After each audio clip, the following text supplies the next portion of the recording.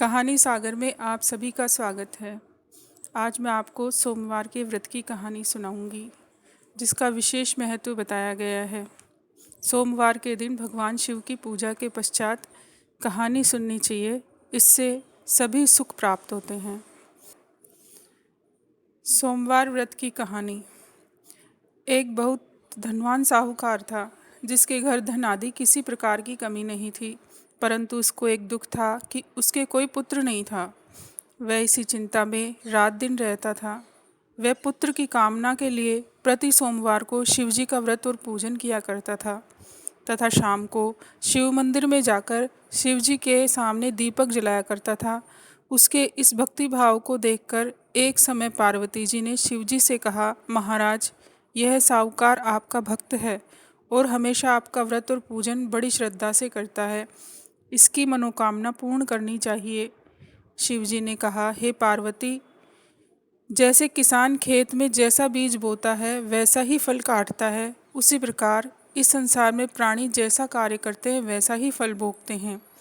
पार्वती जी ने अत्यंत आग्रह से कहा, महाराज, जब यह आपका अनन्य भक्त है और इसको अगर किसी प्रकार का दुख है तो उसको अवश्य दूर करना चाहिए, क्योंकि सदैव आप अपने भक्तों पर दयालु होते हैं और उनके दुखों को दूर करते हैं।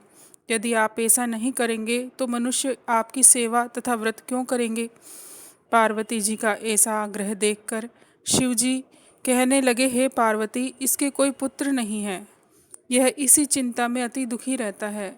इसके भाग्य में पुत्र न होने पर भी मैं इसको पुत्र प्राप्ति का वर देता हूँ, परंतु यह पुत्र केवल 12 वर्ष तक जीवित रहेगा। इसके पश्चात वह मृत्यु को प्राप्त हो जाएगा। इससे अधिक मैं और कुछ इसके लिए नहीं कर सकता। यह सब बातें साहूकार सुन रहा था। इससे उसको न कुछ प्रसन्नता हुई और न ही कुछ दुख हुआ। वह पहले जैसे ही शिवजी का व्रत और पूजन करता रहा। कुछ समय बीत जाने पर साहूकार की स्त्री गर्भवती हुई और 10वें महीने उसके गर्भ से अति सुंदर पुत्र की प्राप्ति हुई। साहूकार के घर में बहुत खुशी मनाई गई, परंतु साहूकार ने उसको केवल 12 वर्ष की आयु जान कोई प्रसन्नता प्रकट नहीं की और न ही किसी को इसके बारे में बताया।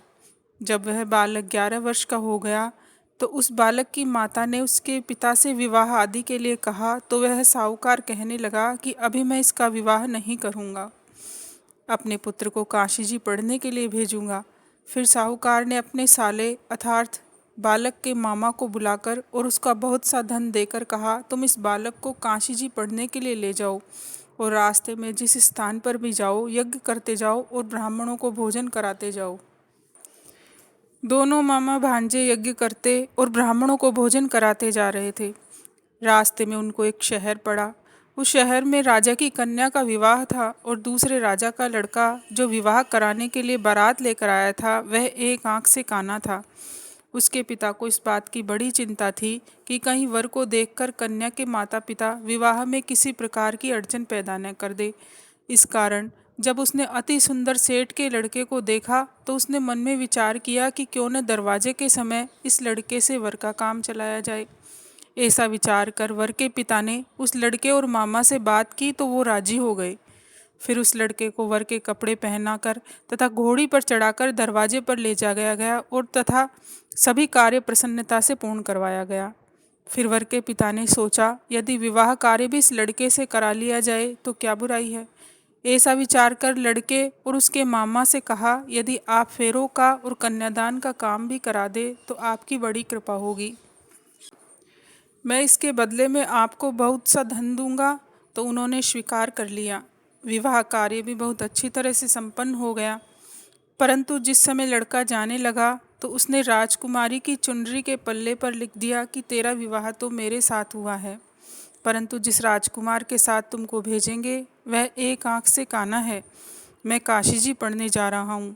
लड़के के जाने के पश्चात राजकुमारी ने जब अपनी चुनरी पर ऐसा लिखा हुआ पाया तो उसने राजकुमार के साथ जाने से मना कर दिया और कहा कि यह मेरा पति नहीं है, मेरा विवाह इसके साथ नहीं हुआ है, वह तो काशी जी पढ़ने गया है। राजकुमारी के माता पिता ने अपनी कन्या को विदा नहीं किया और बारात वापस चली गई। उधर सेठ का लड़का और उसका मामा काशी जी पहुँच गए। वहाँ जाकर उन्होंने यज्ञ करना और लड़के ने पढ़ना शुरू कर दिया। जब लड़के की आयु 12 वर्ष की हो गई, उस दिन उन्होंने यज्ञ रखा।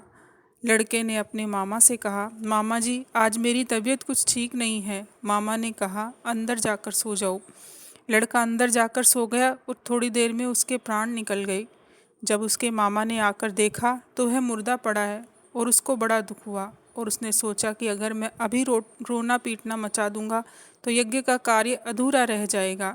अतः उसने जल्दी से यज्ञ का कार्य समाप्त कर ब्राह्मणों के जाने के बाद रोना शुरू कर दिया। संयोगवश उसी समय शिव पार्वती जी उधर से जा रहे थे। जब उन्होंने ज़ोर ज़ोर से रोने की आवाज़ सुनी तो पार्वती जी कहने लगी, महाराज, कोई दुखिया रो रहा है, इसके कष्ट को दूर कीजिए।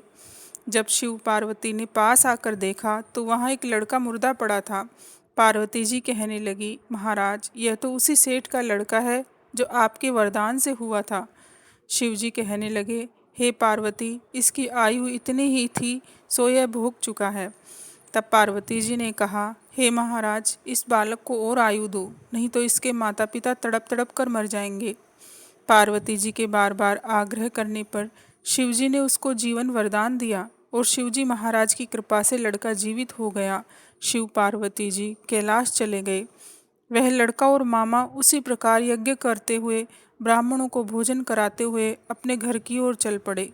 रास्ते में उसी शहर में आए जहाँ उसका विवाह हुआ था।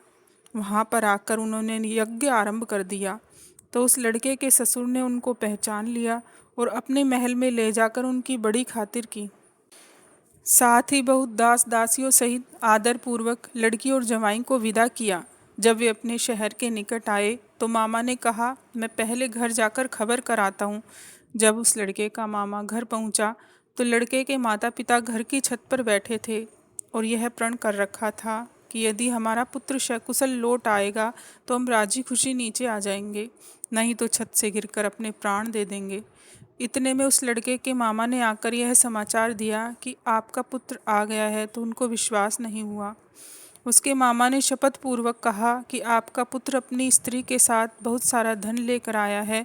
तो सेठ ने आनंद के साथ उनका स्वागत किया और बड़ी प्रसन्नता के साथ रहने लगे। इस प्रकार से जो कोई भी सोमवार के व्रत को धारण करता है और इस कहानी को पढ़ता है, उसकी सभी मनोकामनाएं पूर्ण होती है। बोलिए भगवान शिव पार्वती की जय। अगर आपको यह कहानी अच्छी लगी तो प्लीज़ लाइक करें, शेयर करें और कमेंट करके हमें ज़रूर बताएं कि आपको कैसी लगी, और सब्सक्राइब करना ना भूलें ताकि आने वाले त्योहारों की कहानियाँ पहुँच सके आप तक सबसे पहले। धन्यवाद।